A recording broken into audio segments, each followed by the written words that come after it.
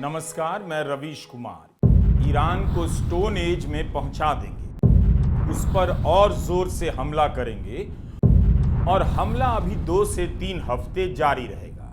राष्ट्र के नाम संदेश में ट्रंप ने अपना संदेश पढ़ा है या इसराइल का? चर्चा ट्रंप के भाषण की हो रही है, मगर हैरानी की बात है कि उनके भाषण के हर बड़े दावे के जवाब ईरान के राष्ट्रपति पेजेश्कियान ने 6 घंटे पहले ही दे दिया था। अमेरिका की जनता के नाम लिखे अपने पत्र में पेजेश्कियान ने परमाणु से लेकर प्रॉक्सी के सवाल पर जवाब दे दिया है।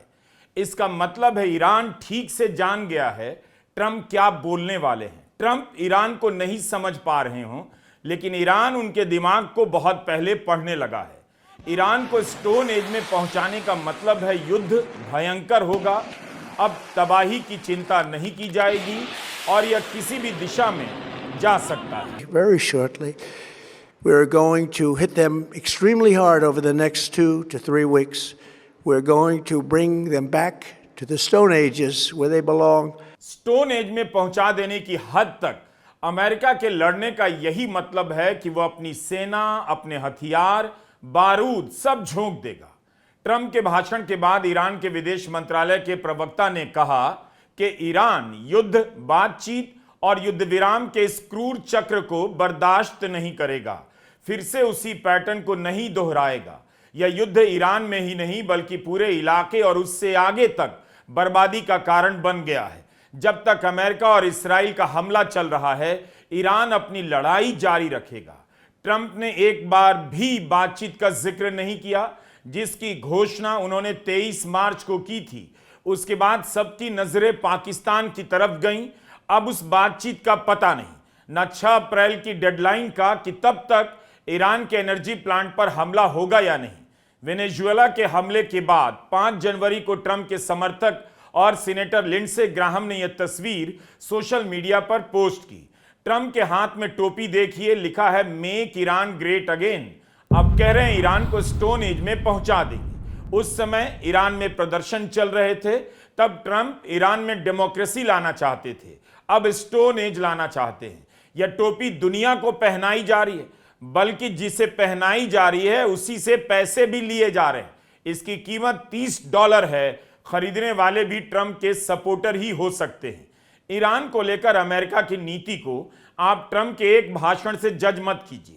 ईरान को निगल जाने का लंबा प्लान है। उस पर कभी प्रतिबंध के सहारे काम होता है, तो कभी न्यूक्लियर डील और कभी डील रद्द करने के नाम पर पहल की जाती है। कभी डेमोक्रेसी लाने तो कभी बमबारी करने और लीडरशिप खत्म कर देने के नाम पर ईरान को निगलने का यह प्रोजेक्ट कदम दर कदम बढ़ता जा रहा है। ईरान को स्टोन एज में पहुंचा देने की बात इसराइल और खाड़ी के उन देशों को खुश कर सकती है जो ईरान को बर्बाद देखना चाहते हैं, मगर ट्रंप ने खाड़ी के देशों की भी टोपी उछाल दी है। बात करेंगे इसी वीडियो में। ट्रंप 28 फरवरी से ही ईरान को स्टोन एज में पहुंचा रहे। 5 हफ्ते में नहीं पहुंचा पाए, इसके लिए उन्हें 2 से 3 हफ्ते और चाहिए। स्टोन एज मतलब 33 लाख साल पहले का पाषाण युग, 33 लाख साल से लेकर 3000 ईसा पूर्व तक का समय, जब इंसान गुफाओं में रहता था, शिकार से पेट भरता था।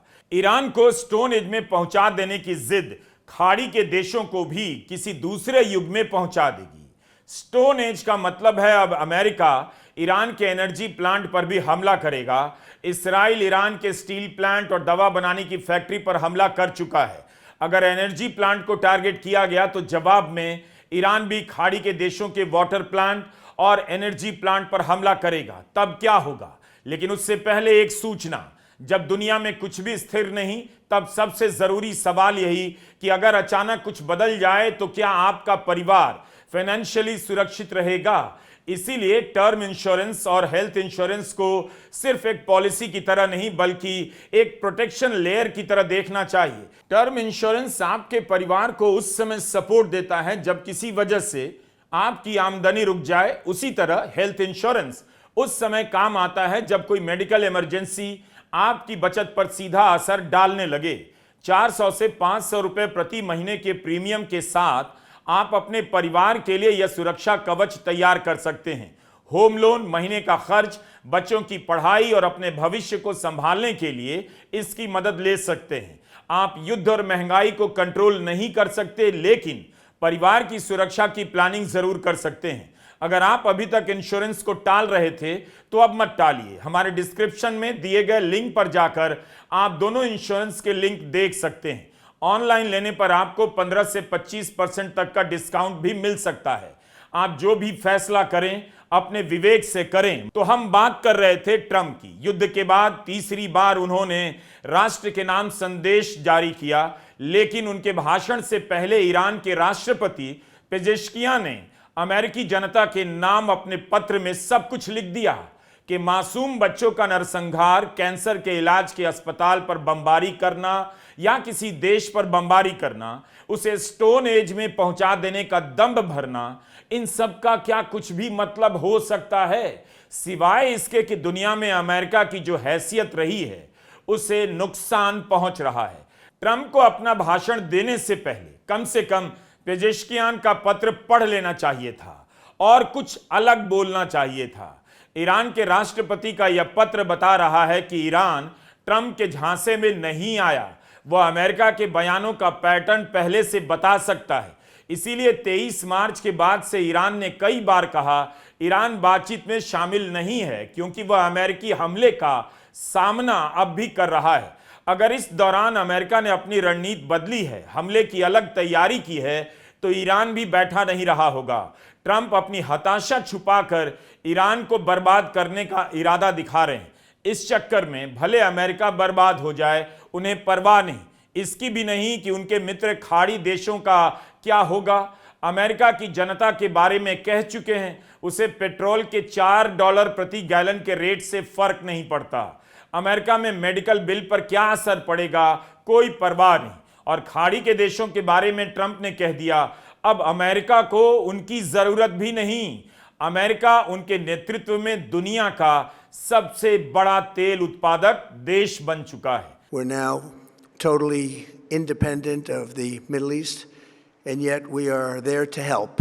We don't have to be there. We don't need their oil. We don't need anything they have, but we're there to help our allies. खाड़ी के देशों को लगा होगा वे अपने पैसे से दुनिया खरीद लेंगे, लेकिन ट्रंप ने बता दिया उनका तेल, उनका पैसा अब अमेरिका के किसी काम का नहीं रहा। वे खाड़ी के देशों की चिंता में युद्ध को नहीं रोकना चाहते। उनकी चिंता यह भी नहीं कि खाड़ी के तेल और गैस पर निर्भर भारत जैसे देश की जनता, उसका क्या होगा। प्रधानमंत्री मोदी ने अपने फ्रेंड से अपील करना भी इन दिनों बंद कर दिया है। ट्रंप कहे जा रहे हैं अमेरिका के पास तेल और गैस का सबसे बड़ा भंडार है और इसमें वेनेजुएला का भंडार भी जुड़ गया है। आप ट्रंप के सामने यह तथ्य नहीं रख सकते कि अमेरिका कैसे नंबर 1 हो गया। उसका स्थान तो 8वां या 9वां बताया जाता है। तेल भंडार के मामले में वेनेजुएला दुनिया में सबसे आगे है और ट्रंप कह रहे हैं उसका नंबर अमेरिका के बाद आता है। ट्रंप ने दुनिया से कहना शुरू कर दिया है उनके पास बहुत तेल है, गैस है, आकर खरीदो। जिस तेल के भंडार के दम पर खाड़ी के देशों ने अपना स्वाभिमान बनाया, ट्रंप उनकी भी हैसियत बता रहे हैं कि ये अब उनके लिए कुछ भी नहीं। So to those countries that can't get fuel, many of which refuse to get involved in the decapitation of Iran, we had to do it ourselves. I have a suggestion. Number one, buy oil from the United States of America. We have plenty. We have so much. Trump का यह बयान एक तरह से ऐलान कर रहा है कि तेल और गैस इंपॉर्टेंट हैं, मगर खाड़ी का तेल और गैस नहीं। इस एक महीने में ट्रंप ने तेल और गैस के बाजार में अमेरिका की दुकान सेट कर दी। ट्रंप ने अपने समर्थकों और उन तमाम एक्सपर्ट को 3 हफ्ते के लिए मुक्त कर दिया जो घड़ी घड़ी उनके बयानों को पढ़कर अंदाजा लगा रहे थे कि युद्ध रुकने वाला है और मार्केट चढ़ने वाला है। मार्केट को लेकर भी ज्यादा फिक्रमंद नहीं। उन्होंने कहा कि युद्ध के दौरान मार्केट बहुत नीचे नहीं गिरा है, बल्कि कई बार ऊपर भी गया है। भारत में बाजार खुलते ही पहले घंटे में निवेशकों के 10 लाख करोड़ रुपए हवा हो गए। कच्चे तेल का भाव जो 1 अप्रैल को $100 प्रति बैरल से नीचे चला गया था कि ट्रंप युद्ध से बाहर निकलने वाले हैं, अब युद्ध में बने रहने की घोषणा सुनकर 6% बढ़ गया। अगर 3 हफ्ता युद्ध जारी रहा तो सेंसेक्स और निफ्टी में निवेश करने वाले लोग अपना घर बेचकर गुफाओं में रहने लगेंगे, स्टोन एज में।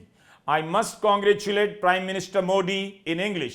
He may have failed to assess how this war is going to look like, but he was such a visionary man that he showed our great nation what a cave looks like, what a stone age felt like. Stone age की बात Trump से पहले मोदी ने की और उन्होंने live कैमरों के सामने इसे डेमोन्स्ट्रेट भी किया। भारत को चाहिए उस गुफा को प्रिजर्व करे, मॉडल गुफा घोषित करे। सारी दुनिया को तबाही में फंसाकर ट्रंप कह रहे हैं अमेरिका के लोगों से कि आपके बच्चों और उनके बच्चों के लिए यह सच्चा निवेश है। This is a true investment in your children and your grandchildren's future. आप सभी से अपील है कि स्टोन एज के सामान जुटाना शुरू कर दें। पता नहीं कब साइकिल और मिट्टी के चूल्हे की जरूरत पड़ जाए। दुनिया के अलग अलग हिस्सों में हाहाकार मचा है। अगर हीलियम अस्पतालों में नहीं पहुंचा तो एमआरआई मशीन कैसे काम करेगी? इसकी चिंता अब ट्रंप पर छोड़ दीजिए। ट्रंप युद्ध को खेल समझने लगे हैं। व्हाइट हाउस की आध्यात्मिक सलाहकार ने ट्रंप की तुलना ईसा मसीह से करते हुए कहा, ईसा मसीह की तरह ट्रंप भी फिर से खड़े हुए मौत को हराया, दुश्मनों को परास्त किया। भारत में प्रधानमंत्री मोदी ने खुद को नॉन बायोलॉजिकल और परमात्मा का भेजा हुआ कहा, लेकिन पीछे हट गए। यहां गुफा के मामले में मोदी से पीछे रह गए ट्रंप, आगे निकल गए और लॉजिक की सारी सीमाओं को पार करते हुए ट्रंप को अवतार घोषित किया जा रहा है। व्हाइट हाउस ने इस वीडियो को अपलोड किया मगर बाद में डिलीट कर दिया गया। Jesus taught us so many lessons through his death, burial, and resurrection. He showed us great leadership. Great transformation requires great sacrifice. And Mr. President, no one has paid the price like you have paid the price. It almost cost you your life.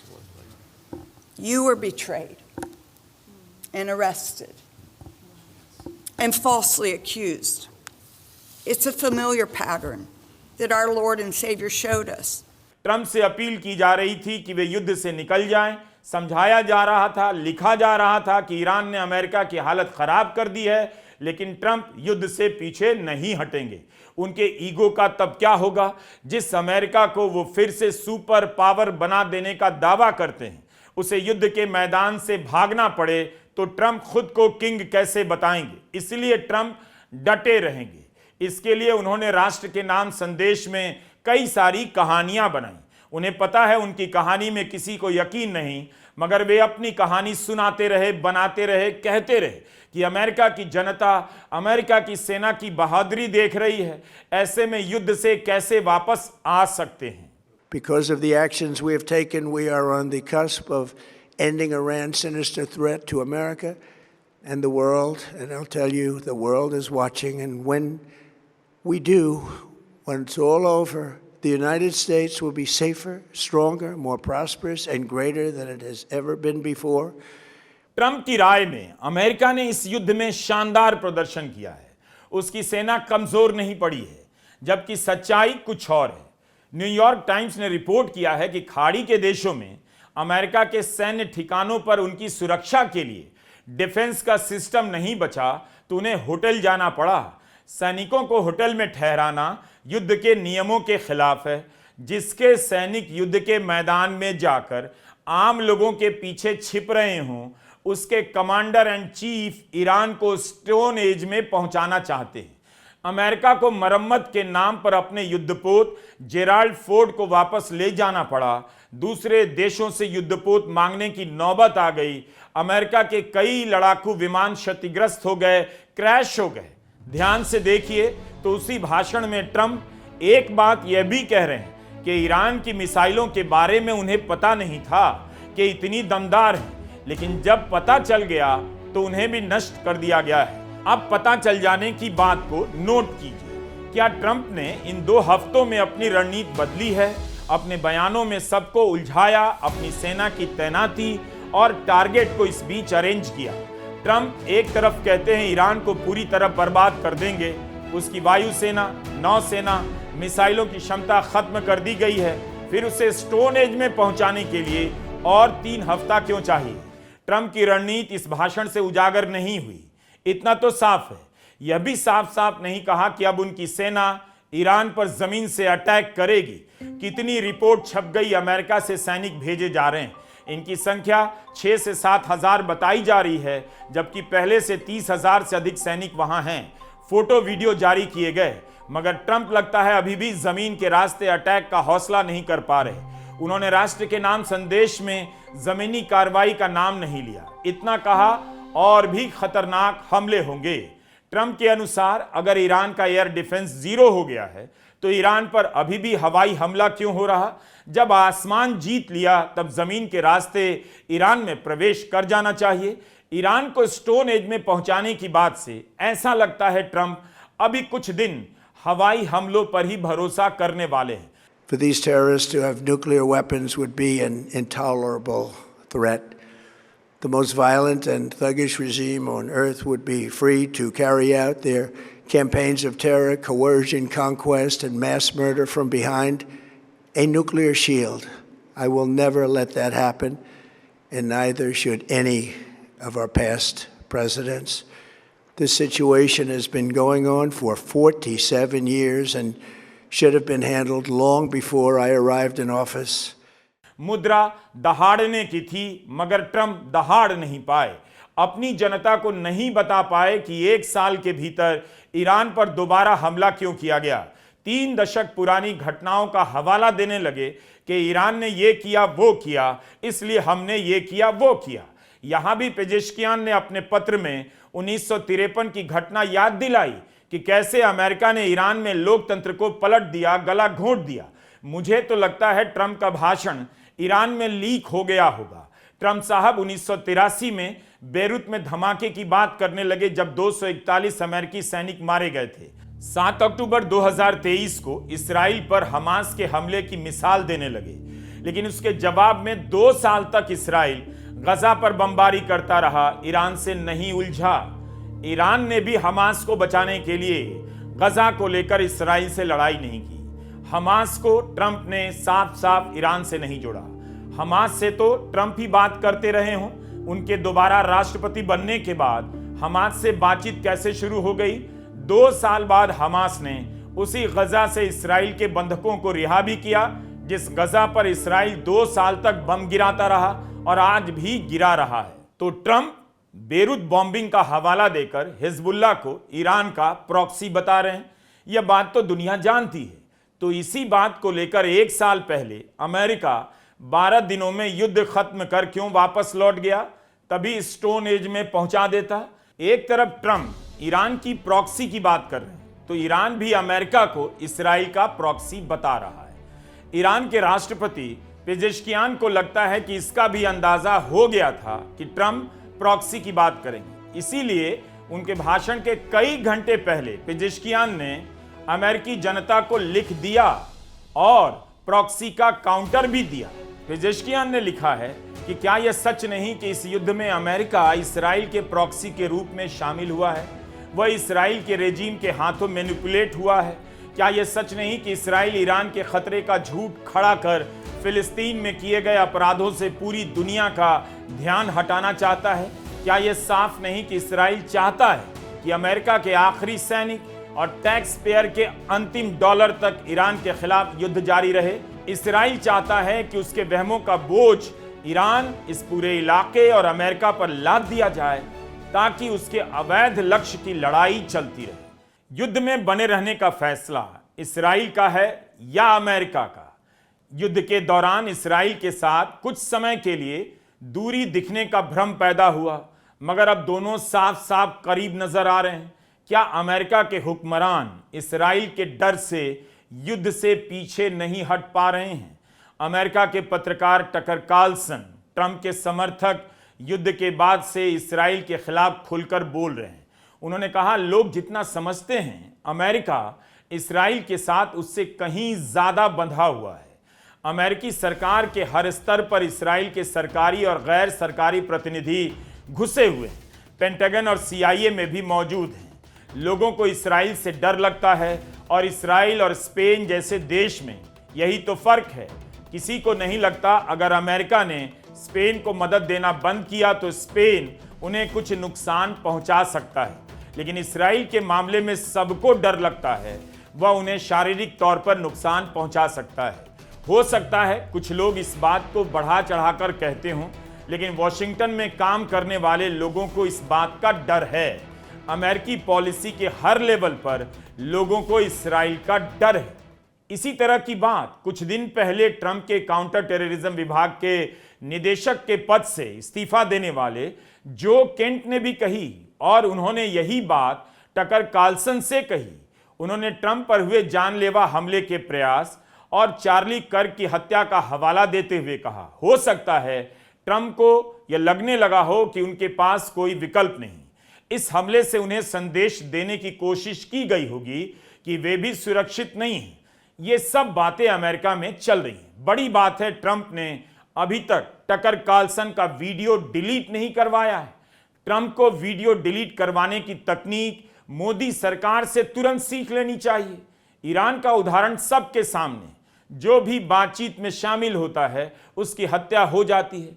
Iran के पूर्व विदेश मंत्री और बातचीत में शामिल कमाल Kharrazi पर हमला हुआ, इसमें उनकी पत्नी की मौत की खबर है। खराजी के बारे में रिपोर्ट हुआ है कि वे पाकिस्तान से बातचीत में शामिल थे, जेडीवान से मुलाकात कर सकते थे, फिर उन पर हमला क्यों हुआ? ट्रंप ईरान को दुश्मन बताने के लिए अमेरिका की जनता के सामने उन्हीं बातों को दोहराए जा रहे हैं। वे इसकी सफाई नहीं दे पाए। जब 1 साल पहले ईरान पर हमला हुआ तब उन्होंने दावा किया परमाणु क्षमता उसकी खत्म कर दी गई, तो अब क्यों किया गया? परमाणु समझौते को लेकर ईरान के राष्ट्रपति पेजेश्कियान ने अपने पत्र में लिखा है, ईरान ने बातचीत की, सहमति पर पहुंचा और अपने सारे कमिटमेंट पूरे किए। उस सहमति से पीछे लौटना, टकराव को बढ़ावा देना और बातचीत के बीच में 2-2 बार हमला करना अमेरिका का फैसला था, विनाशकारी फैसला जो अमेरिका की सरकार ने एक विदेशी आक्रांता के वहमों के बहकावे में आकर लिया। कमाल है, ट्रंप का भाषण और पेजेश्कियान का पत्र। 6 घंटे पहले आए इस पत्र में ट्रंप के भाषण का जवाब पहले से दिया गया है। ईरान को लेकर स्टोन एज में पहुंचाने से पहले ट्रंप को एक काम करना चाहिए, ईरान को लेकर अपना भाषण अब बदल लेना चाहिए। ईरान क्या करेगा इसका डर पैदा कर उस पर बमबारी नहीं की जा सकती। ट्रंप इसका जवाब नहीं दे सके, अभी हमला क्यों किया? बजाय इसके 50 साल से लेकर 2 साल पहले की घटनाओं का जिक्र करने लगे। पेजेश्कियान ने अमेरिका की पब्लिक के नाम लिखे पत्र में कहा है, ईरान ने अपने आधुनिक इतिहास में कभी भी हिंसा, विस्तारवाद, औपनिवेशवाद यानी कोलोनियलिज्म या वर्चस्व का रास्ता नहीं चुना। ईरान किसी के लिए खतरा है, यह ताकतवर लोगों की सियासी और आर्थिक मनमानी से बनाया हुआ नजरिया है। ईरान ने जो भी जवाबी हमले किए हैं, आत्मरक्षा में उठाए गए जायज कदम है। ईरान के लोगों की अमेरिका, यूरोप या उसके पड़ोसी देशों के आम लोगों से कोई दुश्मनी नहीं है। ट्रंप के राष्ट्र के नाम संदेश से कुछ बातें साफ हो गई। अमेरिका के लिए होर्मुज का बंद रहना या खुल जाना ईगो का सवाल नहीं रहा। उस जगह पर अमेरिका ने फिलहाल के लिए हार मान ली है। ट्रंप कह रहे हैं पाषाण युग में पहुंचा देंगे, लेकिन अभी तक भी फाइनेंशियल टाइम्स जैसे अखबार लिख रहे हैं कि होर्मुज पर ईरान के कंट्रोल ने यह संदेश दिया है, युद्ध के बाद वो और भी ताकतवर हो जाएगा। ईरान की सेना ने साफ कर दिया, होर्मुज पूरी तरह से उनके नियंत्रण में है और अमेरिका के दबाव में किसी के लिए रास्ता नहीं खोला जाएगा। अमेरिका ताकतवर देश है, इस भ्रम में नहीं रहना चाहिए, कमजोर हो गया। इन 3 हफ्तों में वो अपनी ताकत का फिर से प्रदर्शन करना चाहेगा। अगर नहीं कर पाया तो ट्रंप की बहुत फजीहत होगी। ईरान के सामने भी चुनौती है, क्या वह इन 3 हफ्तों में अमेरिका को पहले 5 हफ्तों की तरह रोक पाएगा? खाड़ी के देशों पर हमला बढ़ सकता है। इस दौरान उनके भीतर अमेरिका ने इंटरसेप्टर की तैनाती बढ़ाई है या नहीं, उसका भी पता चलेगा। ईरान दबाव में आएगा तो होर्मुज को पूरी तरह बंद भी कर सकता है। ईरान ने कहा वह खाड़ी के देशों को अपना दुश्मन नहीं मानता, उनके साथ अच्छे रिश्ते रखना चाहता है। ईरान विदेश मंत्रालय के प्रवक्ता ने कहा, समस्या यह है कि अमेरिका और इसराइल उनकी ज़मीन का इस्तेमाल ईरान के खिलाफ सैन्य कार्रवाई करने के लिए कर रहे हैं। यह एक गैर कानूनी युद्ध है जो ईरान के लोगों पर थोप दिया गया। हमारे पास कड़े जवाब देने के अलावा कोई चारा नहीं है। यह भारत के लिए अच्छी खबर नहीं हो सकती। ईरान के साथ खाड़ी के देश स्टोन एज में पहुंच गए तो भारत भी किसी और एज में पहुंच जाएगा। खाड़ी के देशों में 1 करोड़ भारतीय रहते हैं। उसके तेल और गैस के भंडार पर पूरा भारत निर्भर है।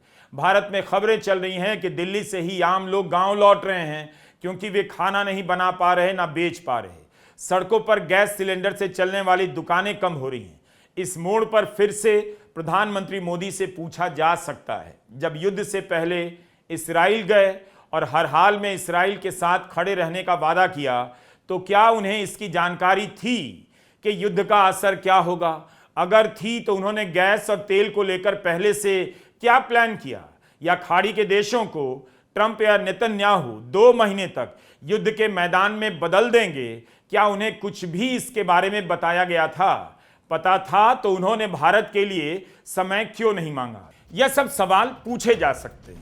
अगर भारत में पूछने का माहौल और माध्यम बना हुआ है, तब लोगों के फेसबुक, इंस्टा पेज बंद किए जा रहे हैं। सरकार यूट्यूब वीडियो के पीछे भी पड़ने लगी है। भारत के लोग सिलेंडर और वीडियो को बचाने की लड़ाई में ही उलझे हैं। यह बड़ा संकट है कि पत्रकार को मीडिया में नौकरी नहीं दी जा रही और अपने दम पर चैनल बना लेता है तो उसे बंद किया जा रहा है। इस संकट का सामना एकजुट होकर करने की जरूरत है। प्रधानमंत्री को भी अपील करनी चाहिए कि अगर उनकी सरकार किसी आजाद पत्रकार का गला दबाए, उसके चैनल को बंद कर दे, पेज को बंद कर दे, तो आप जनता उसका एकजुट होकर विरोध कीजिए। हमारा वीडियो देखते रहिए। नमस्कार, मैं रवीश कुमार।